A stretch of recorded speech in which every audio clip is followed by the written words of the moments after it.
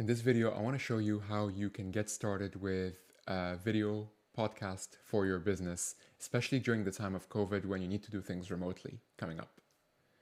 What's up, everybody? My name is Karim Mustafa. I am co-founder and CEO of Tribe Tactics and author of the book Original Series. And in this video series, we basically want to share with you everything you need to know to get started with your own original video series for your company, whether that's a video podcast or any other type of show that will help you grow and sustain your brand. So I have some notes here and I want to jump right into it with you in terms of planning your very own video podcast for your business. So whether you're a small business or a large business, starting a video podcast may be something that you've never really done before, and it's only become something of priority right now during the lockdown, during the time when a lot of people are working remotely, and most of all during when everyone is creating video content and people are trying to find innovative ways to really create video content and to do so in a way that's sustainable but also something that wouldn't break the bank. So we're going to talk about all of that today, and I'm going to jump right into my notes over here. So let me open this up over here, make that full screen, and yeah, we can get started. So first of all, this is not going to be like a definitive guide, but rather a minimalist's guide with the goal of getting you set up as quickly as possible for pretty much zero budget. So we're going to break it down into two simple sections. The first one will be strategy, and the second one will be production. So I'll have those over here. So first of all, in terms of strategy, especially if you are still trying to sell the concept of a video podcast internally, or maybe if people are bought in, but they just really need to know what the goal is or how you're going to measure success. And yes, from a revenue perspective, it's always important to understand what the goal of the podcast is. So when it comes to the goal, we like to think of it in very, very simple terms. It's either a brand awareness goal, okay, or it is a business development goal. So the difference between those two is simple but pretty powerful. So brand awareness, may apply to you if you are a new brand, if you have a new product or a new service. Basically, you're still trying to get your name out there as a company, as a brand, and you're looking to find the right video podcast, to really do that for your business as such. Business development could also apply to new as well as existing brands when you already have a list of target accounts that perhaps you're looking to build a relationship with. Maybe you're working in marketing and you're doing this in collaboration with sales.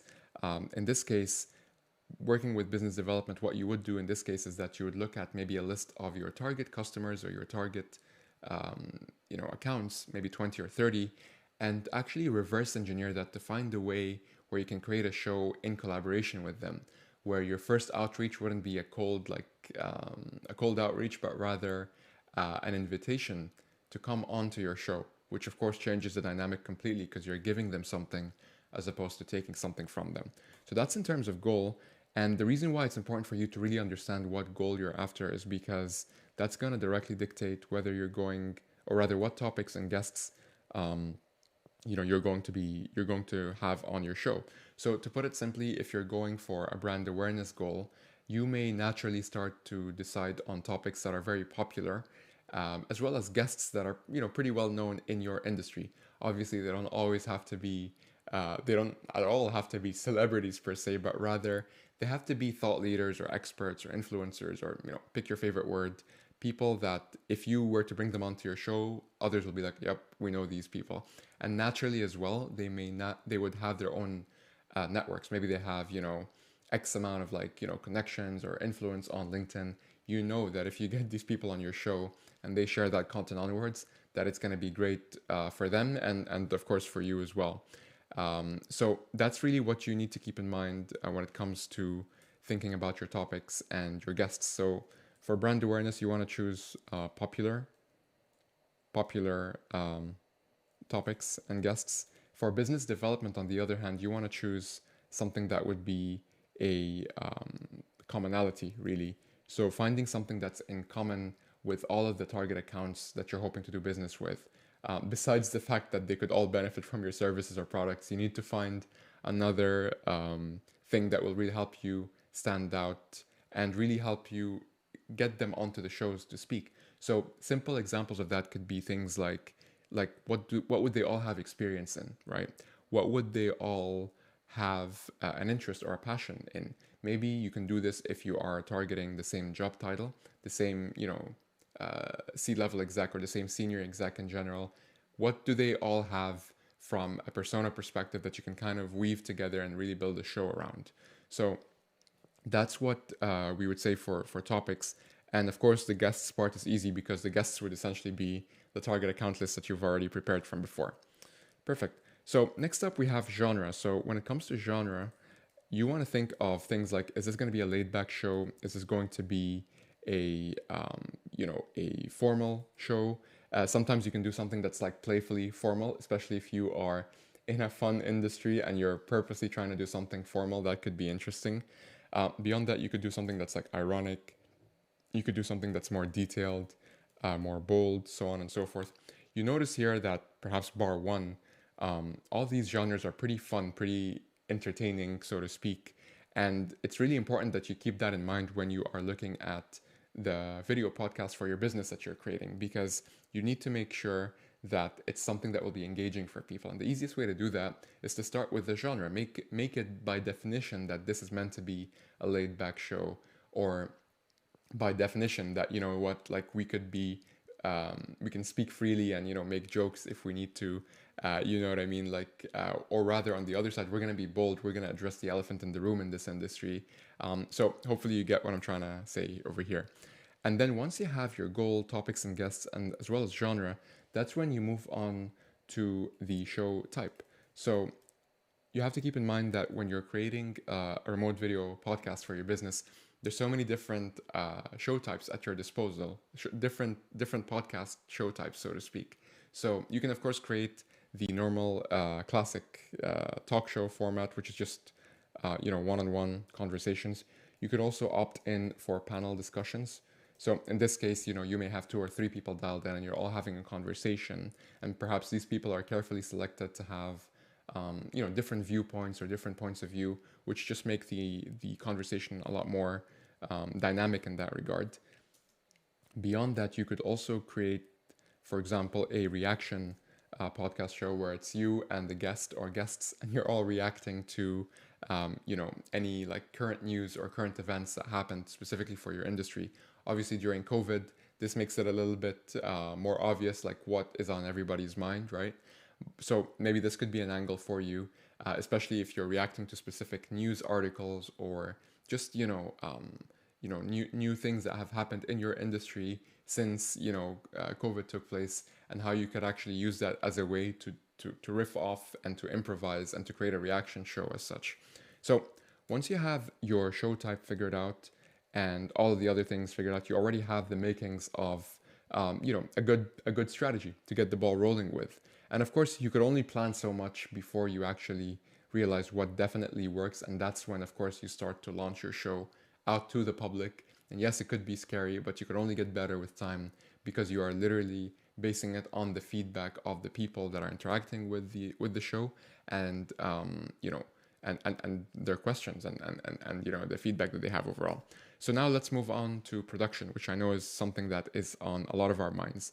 So because this is going to be a video podcast, but it's also going to be remote, we need to keep a couple of things in mind. First of all, we need to think about how do we make this as easy and friction-free as possible for us to produce, as well as for other guests. Now, in an ideal world, we would all have like DSLR cameras, right? Both in the host's office or home, as well as the guest. But of course, not everybody may have access to that as such, or they may have cameras lying around, but they don't exactly want to go through all the setup and what have you. So we're going to go through 2 very simple options for video. First of all, this may be a little bit obvious, but honestly, just using Zoom and having eye level webcam. You will be surprised how many people look down at their camera, or look up to the camera, as opposed to just keeping it level, maybe using some books to prop up the laptop so that you have eye level with the camera. And it's such a small thing, but it makes a huge difference when you're actually recording. So this is something that you can try already using Zoom, which is completely free, right? The other thing that you could do, again, very, very simple, completely free, and something that could really up your quality, is to use smartphones. So basically having your smartphone and using the selfie camera of that, you prop your phone, uh, you basically prop it up against your laptop screen facing you, and you hit record. This way, you will have a video smartphone feed, and your guest could do the same thing. And so you could literally use those two smartphone camera feeds and actually use those, especially if you have a video editing background or you have access to a video editor, or maybe you'd like to outsource one.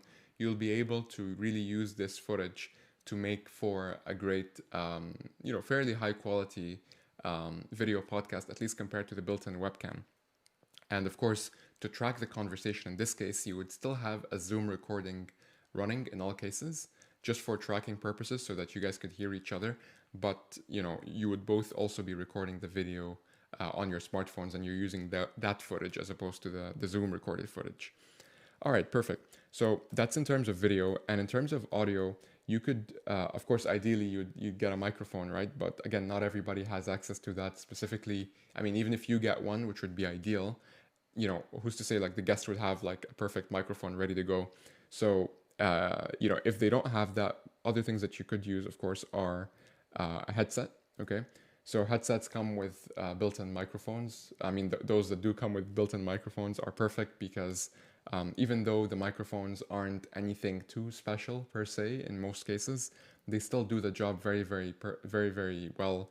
And they're a lot better, of course, than any built-in microphone that would be in your laptop. The other thing you could do is you could use your smartphone once again, but also specifically using the sound recorder.